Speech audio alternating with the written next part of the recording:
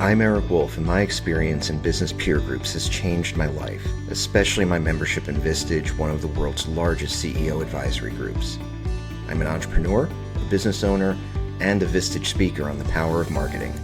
This podcast is dedicated to the people who make those experiences possible, the peer group chairs. Every episode, I interview a Vistage chair who has dedicated their time to helping entrepreneurs like me succeed. My guest today is Michael Flannery, who comes to us with 30 years of corporate experience, and now runs Vistage CE and trusted advisor groups here in the Denver, Colorado area. Always love our Denver chairs. How's it going, Michael? Good. How are you, Eric? I'm hanging out with you, so I'm great. I would just slightly amend my experience to one corporate experience in the fiber optic industry for about 7 years, and then mostly companies that were at that stage where they needed to be operationalized before they grow. So I would plug in as a COO Oh, typically, gotcha. but I really didn't care about the title. It was more the function that I would provide in those organizations. Those were usually 2.5 to 3 year timeframes where we'd operationalize the business, get it to scale, and then I'd move on to And the then next and one. then you go to the next challenge. Well, Yes.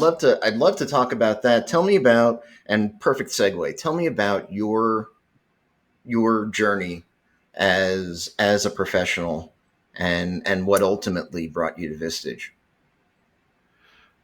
I started right out of college building a business, and over a 6 year period of time, built it to 65 full and part time Oh, employees, wow. and then sold the company, bought a couple of companies in the process. And so I learned a lot. I come from an entrepreneurial family, so I had a lot of support. I didn't do it on my own.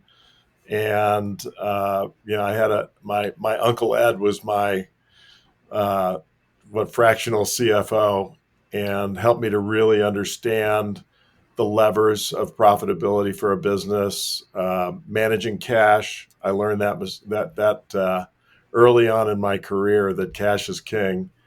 Almost, I was struggling to make payroll at one point after about 2 years in, and I was able to get a loan from the family to cover payroll. I was cautioned that I should never tap that well again, and I should talk to Ed and understand cash That was flow. a one. So That was a one and done. yeah, yeah. So I sold that company. I had a strong desire to get into technology. I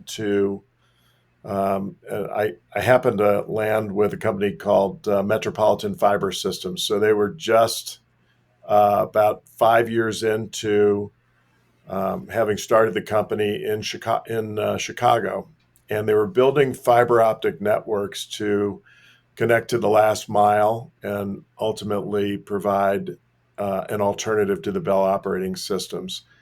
And that seemed like a pretty interesting opportunity, pretty exciting industry. So I jumped in, and I guess a year into that, Kiewit invested $100 million into our company, and we took off like a rocket ship. Wow.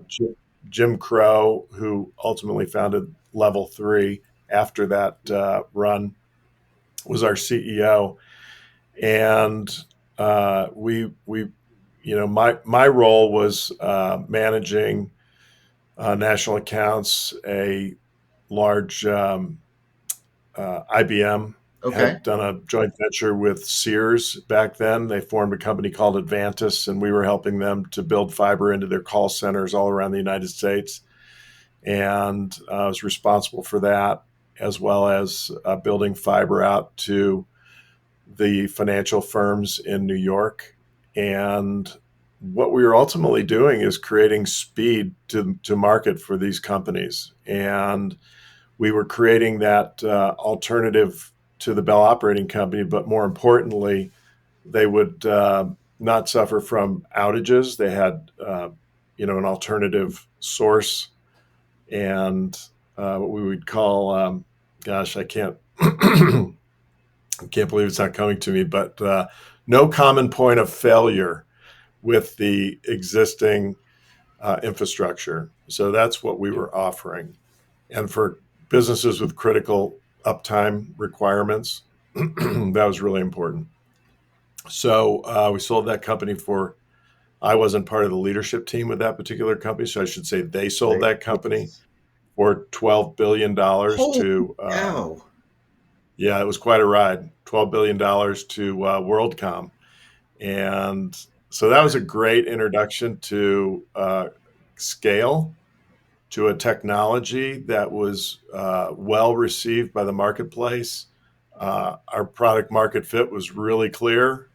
The problem we were solving was very clear, and the company did a great job scaling. So, so I took those experiences and what I had learned from that, from my own business, and from working in another organization where leadership did a great job scaling a business, and then I started to essentially work for businesses in that GM COO role, helping them to do the same thing, and successfully, I might add. Very cool. Um, the idea, and it seems like, and you framed it up, that the idea of scale is probably the common thread that's defined most of most of your career. How is that translated into success as a Vistage chair for you? Well, let me just say a little bit about that. So, there are a lot of businesses out there that are great businesses providing services and product that are, um, what are referred to as lifestyle Oh, sure. businesses. So, more, we're gonna enjoy, um, having time off. We're going to provide a service or a product to the marketplace, and we're not interested in high growth or high scale. And uh, it could be a family-owned business, could be a sole proprietor with a few employees, even up to 15 employees, 20 employees. But we've gotten to the size that we want to be at, and we're good. And so those would not be the type of companies that I would typically engage with. So I was engaged with CEOs that really had a bigger vision in terms of scale and growth, and that wanted to grow personally and professionally as well. That was really important. And so in my Vistage practice, the CEOs, presidents, founders, and owners in my group really reflect that. They're growth organizations with CEOs that are really interested in being the best leader that they can be, and they're willing to contribute to other people's success. And this is really important. They're willing to allow other people to contribute to their success, so they invite that too. And so imagine sitting around a table where it's just people that want to tell you how to run your business, but they don't want to have you tell them, the things that they should think about, or have you challenge their thinking on how they're running their business. So it's really got to be a two-way street in an effective peer group where we're helping each other grow our businesses and discovering best practices or solving a really challenging issue.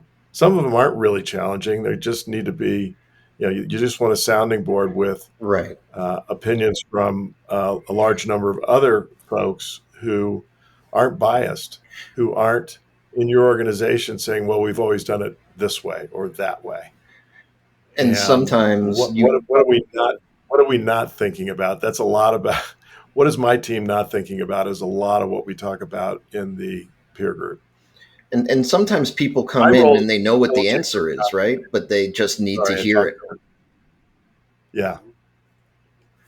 Yeah, my role is to facilitate those conversations, and I use my 30 years of experience to essentially listen, and I'm mostly letting the CEOs talk to each other, work with each other, but I create the agendas, and I get some expert speakers to do workshops with the groups on topics that are relevant, um, and then facilitate the conversation. In your prior career, had you ever been part of a peer group, or maybe not I Vistage, was but a Vistage member. okay. Yep, I was a Vistage member in Chicago. Oh wow. Yeah, I found it to be extremely valuable, and so when I was asked to by Vistage to consider becoming a chair, it didn't take me long to say yes. How long were you in for as a member?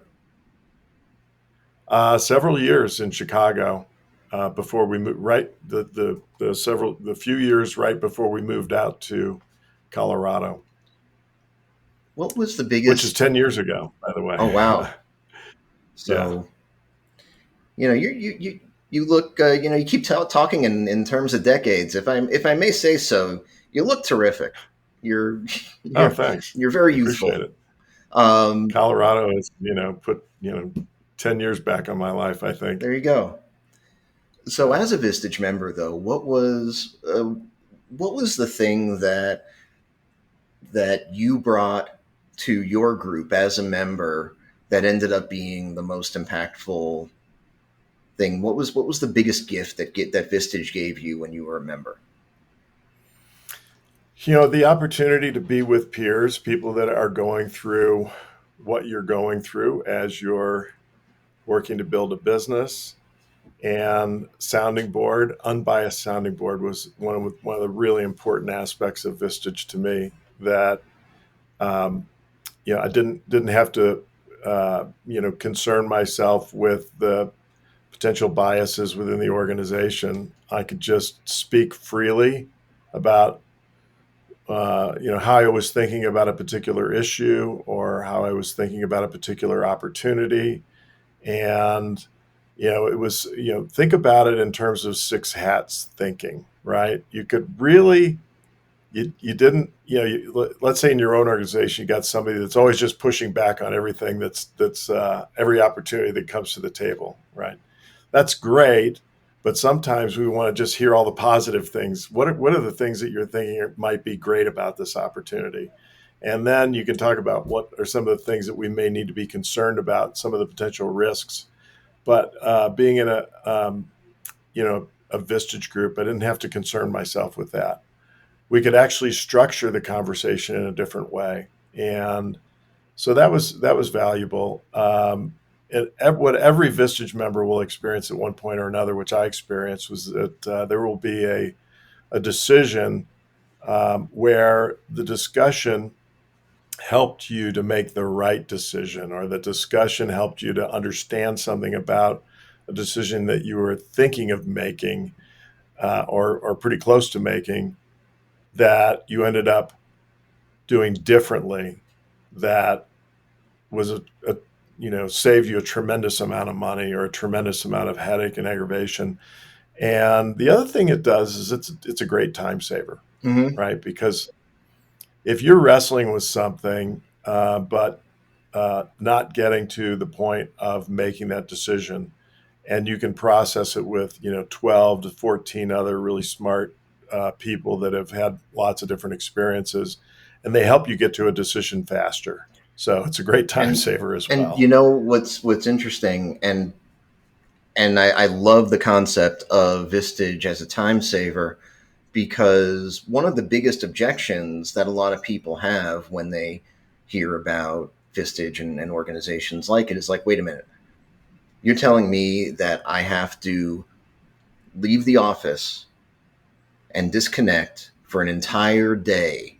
That is a huge time commitment and something that sounds incredibly hard for me. But I love the way that you actually frame that as a time saver, because the the time that you're investing is in fact coming back to you in a really material way. There's somebody that's in my group that sits on 5 boards and has got investments in 30 different Wow. companies, flying all over the place. He rarely misses a meeting, because he says this saves me so much time. coming to this meeting and processing a couple of things that I've been thinking about and getting to the answers pretty quickly. Um, yeah, I mean, It's that's, almost always the best day of my month, I can tell you that. well, another, you hear of systems like EOS Hmm. and Pinnacle Business Guides and other groups out there that talk about working on the business instead of in the business. And most executives, if you're a CEO, you should be, somebody's got to be thinking about where the business is headed, working on the big relationships, really having the time and the space to think about that vision. And that's Vistage provides that opportunity as well. Get away from the office for 5% of your time on a monthly basis. Right. A very, very small percentage, right? So if you should be working on the business 90% of the time, I rarely meet CEOs that are doing that. Most of them are working on the business 50% of the time or less and in the business the rest of the time, right? And by the way, it's only So that five means percent if you're nobody really, yeah, it's only there's five nobody percent if you're steering. working a 40-hour week, which very few CEOs do. Yeah, yeah, right. It could be a smaller Yeah, percentage as you know, that's a good way to think about it too. I agree with that. So how did you? So what were you doing at the time that you got the call from Vistage that hey, maybe you should be a chair? And how did you come to that decision? Well, so I was the COO for a fund administrator in the cryptocurrency space. Um, I started with them right at the height of COVID, and we had worked to operationalize the business. I was plugged in. The CEO, basically, like all the others, said, "I've gotten my company to a certain size. I'm spinning all the plates.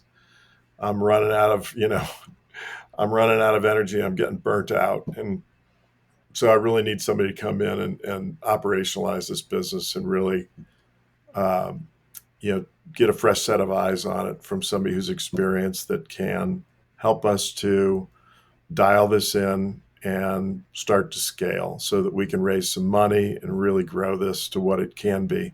So I was excited about it because it was a technology that I found to be very interested, this blockchain technology. And although I didn't, wasn't an expert, didn't know a ton about it, I don't think there were many people in the, general business community that did. But I've been in a couple of technology businesses that, stick around long enough, things will change and people will begin to understand the technology and understand how to use the technology. So, to answer your question, I jumped in with that organization, and 2 years in, we decided to go out to raise money. We'd operationalized the business. We had really dialed in that product market fit, and the company was growing rapidly. So, what ended up happening is that somebody found our business to be so interesting they decided to buy us. And this And time was it us? that's, pardon This me, time was it us? Were you in on that? meaning, Were you in on that as part of the leadership oh, yeah, team? Yeah, yes, very cool. yeah, definitely. And so after that, I had, this was, after four COO roles, and a couple of my own business ventures, I decided to do something different. And I wasn't sure what that was going to be, but a couple of folks that I had connected with and become friends with here in the greater Denver area um, were Vistage chairs. And they threw my name in the hat. And I took the call from Vistage, and the rest is history, as they say. Very cool. So how long have you? When did you officially start as a chair? When did you launch your first group? I launched in September of 2022. Okay. So I'm coming up on 3 years in September as a Vistage chair. So tell me about your groups currently. So currently I have a CE group that I described characteristics of that group earlier. And then I have a trusted advisor group. And that trusted advisor group they tend to be practitioners of various kinds that serve companies and leadership teams. So fractional CFO, fractional COO, could be a brand expert, HR practitioner. So sales training. There's an EOS implementer in the group, and to give you an idea, variety of others. But that's the purpose of a trusted advisor group, is to really have that vetted um, group of experts. So when somebody in the CE group needs X, you can tap somebody on the shoulder and make an Right. introduction, and it doesn't take a lot of time, and they get that person that they need quickly, Yep. and they don't have to worry about whether or not that person is as good as they say they are, or so that person's been vetted. Yes. And by someone that they trust, and you've Exactly. yeah, you're in the business of helping them in a variety of ways, and that's a really cool way to do it. Um, what's the biggest thing? So you came in before you were a Vistage chair, you were a COO, and that basically means that you were very much used to working in an environment where you had your hands on the controls of a lot of different stuff. What was the biggest change for you as a Vistage chair? What were the habits that you had built as an executive that you then had to sort of undo as a chair? What did you have to change about the way that you work? That's a great question. What did I have to do to change about the way that I worked? Um, well, it's definitely not. I've got two groups. I'm working typically 2.5 weeks a month. So being willing to take time off, and I think I was ready, because dialing down my engagement level. I mean, at first it was a little challenging, and after a while, I got to be okay with taking off a week and a half, a month, and doing something fun, like leaving for the mountains tomorrow to go fly fishing for a few Oh, days. terrific. And it's been great. I don't know. You know did I change much? Well, I am pretty much a fractional COO for a few of the companies in my group, and I don't do it on a consistent basis. But when they need some help with something, I take the call and I engage. And I really love doing it, because I get to use the experience that I've gained over all those years, but in a different way, but still making a difference, maybe even having a broader impact versus working at one particular company. What are the things that you look for in a Vistage member? Because, uh, and it's been discussed a few times on this podcast. A lot of people think, well, hey, if I want to be in Vistage, I'll be in Vistage. I'm going to I'm going to meet a chair and I'm going to join up. But it's not that simple. You're actually, it's actually a two-way thing where a lot of times chairs will say, hey, I met this person, but I knew right away that they weren't a fit for my group. So, what are the things that you're looking for when you meet a member or a potential member for the first time?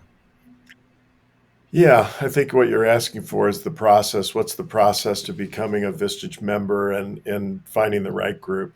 Yeah, And so, well, one of the rules that Vistage has is there can't be any competing organizations in the sure. same group, right? So if I meet somebody in the marketplace, and I see right away that it's a business in the same industry as a group member, I'll still meet with them and have Right. a conversation with them.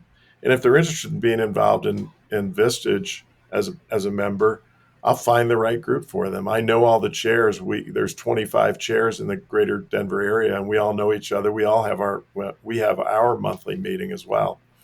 So that's the way that would work. And when I sit down and meet with somebody, it's interesting because pretty much, you sit down and have coffee with somebody and you can tell, Right. right? Did the conversation flow? Was it engaging? Was it, a mutual exchange of information? Did the conversation flow in a way that you wanted to meet again and learn more, or, uh, just get to know each other better? And and then we talk about what it's like to be in a Vistage group. We talk about the time commitment. We talk about uh, the commitment to that each member has to host a meeting and talk about their business. And it's a willingness to be open and honest and not afraid to share about your business, understanding it's a very confidential environment. And like I said before, a willingness to allow others to take a look at your business and, maybe challenge a couple of your assumptions, or, help you think about something differently. Are you open to that? So it usually takes a couple of meetings to get through the discovery process, and then, offer someone the opportunity to jump in as a member. Michael, thank you so much for your time today. I really appreciated it. It's cool talking to you.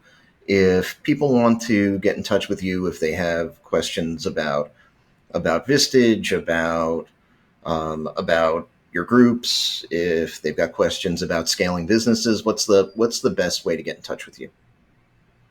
You can find me on LinkedIn, and or reach out via email, michael.flannery@vistagechair.com.